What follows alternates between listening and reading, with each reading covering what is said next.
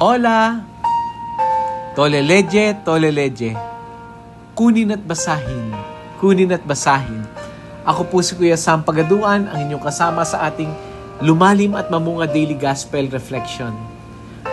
Ngayon ay September 24, 2025. Ang mabuting balita ng Panginoon ayon kay San Lucas, chapter 9, verse 1 to 6. Noong panahong iyon, tinawag ni Jesus ang 12 at binigyan sila ng kakayahan at kapangyarihang magpalayas ng mga demonyo at magpagaling ng mga may karamdaman. At sinugo niya sila upang ipahayag ang paghahari ng Diyos at magpagaling ng mga may sakit. Sila'y pinagbilinan niya ng ganito: huwag kayong magbaon ng anuman para sa inyong paglalakbay, kahit tungkod, supot, tinapay, salapi o bihisan. Makituloy kayo sa alinmang bahay na tumanggap sa inyo at manatili roon hanggang sa pag-alis ninyo sa bayang iyon. At sakaling hindi kayo tanggapin, umalis kayo roon at ipagpag ninyo ang alikabok ng inyong mga paa bilang babala sa kanila.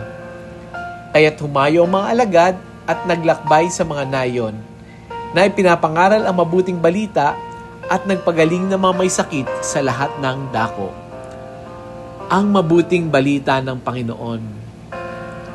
Pinupuri ka namin, Panginoong Hesukristo. Pamilyar ba sa inyo yung term na travel light? Travel light. Ito yung kapag aalis ka, meron kang isang lakad, o kaya mag-overnight, o kaya medyo matagal-tagal, ang laging paalala sa atin, travel light. Yung tipong huwag kang magdadala ng sobra.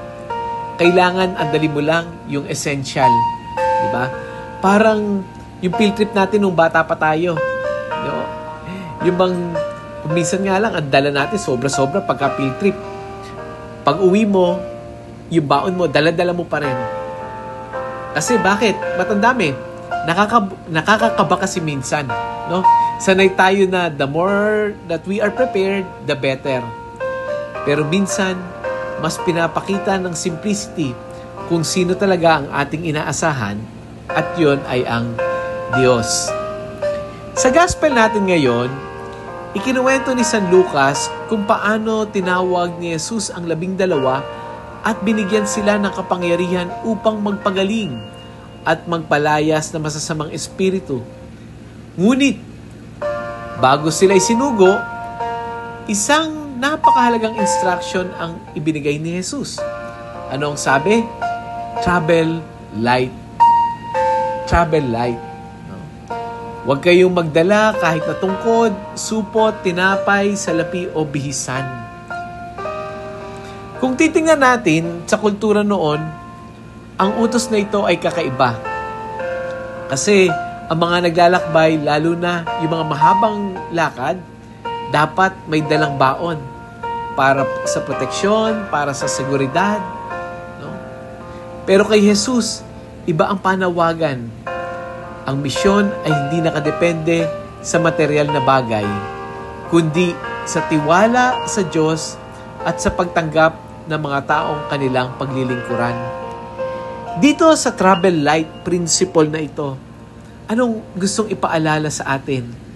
Huwag ka masyadong maraming bitbitin. Ang Diyos ang bahala sa iyo. Kung ano man ang magkukulang, hindi ka pababayaan ng Diyos.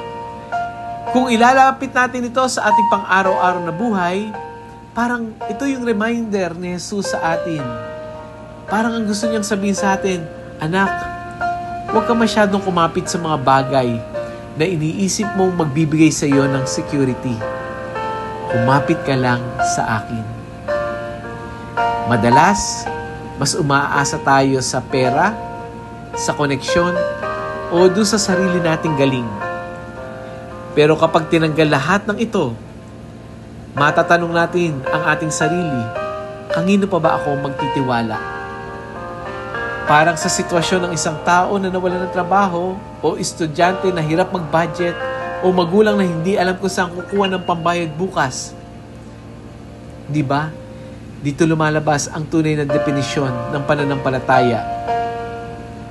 Ang paniniwalang hindi tayo pababayaan ng Diyos. Kaya para ma-apply natin ito ngayong araw na ito, let's take the Travel Light Challenge. Subukan natin ngayong linggo ito na bawasan ang isang bagay na sobra mong kinakapitan. Bawasan natin yung parang ito'y nagiging pabigat na para sa atin. Pwedeng social media, bisyo, o sobrang attachment sa material na bagay. Gamitin natin yung oras o energy na yon para magdasal at tumulong sa iba. Travel light. Let us pray.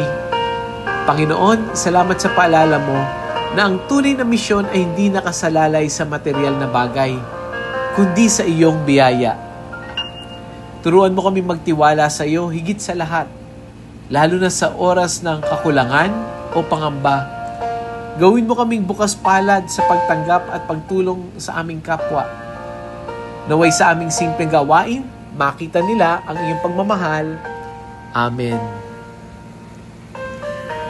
Mga kapatid, kung kayo ay na-bless ng salita ng Diyos, huwag nating itong sarilinin. I-share natin itong audio gospel na ito sa ating mga GC, kapamilya, mga kaibigan.